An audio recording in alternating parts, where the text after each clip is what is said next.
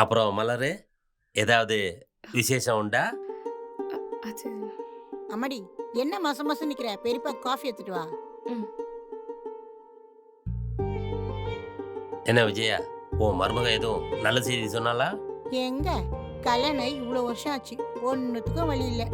போற வரவங்க எல்லாம் விசேஷம் இருக்கா விசேஷம் இருக்கான்னு என்னைய தான் கேட்குறாங்க. உன் மருமகளை கூப்பிட்டுட்டு டாக்டரை கிட்ட பார்க்க வேண்டியதுதானே? பார்த்து விஜயா, குழந்தை சமாசாரத்துல குறைகர இருந்துற போதே. ம், ம். அண்ணா வர வர. ம். மலரு, காப்பி சூடா இருக்குல்ல?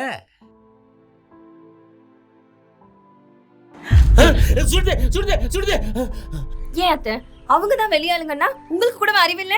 வீட்ல விசேஷம் விசேஷம் ஏன் கிட்ட மட்டும்தான் கேட்கணுமா? ஏன் உங்க புள்ள இல்ல? அவர்கிட்ட போய் இந்த கேள்வி எல்லாம் கேட்க வேண்டியதானே? ஃபர்ஸ்ட் உங்க புள்ளைய கூட்டிட்டு போய் நல்ல டாக்டரா பாருங்க, அதுக்கப்புறம் என்கிட்ட வந்து கேட்கலாம்.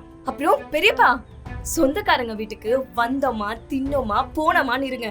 அதை விட்டுட்டு நல்லா கொளுத்தி போட்டுட்டு காஃபி சூடா இருக்கான்னு கேள்வி வேற. கொதிக்க கொதிக்க காஃபி அப்படியே மூஞ்சில ஊத்தி இருக்கணும்.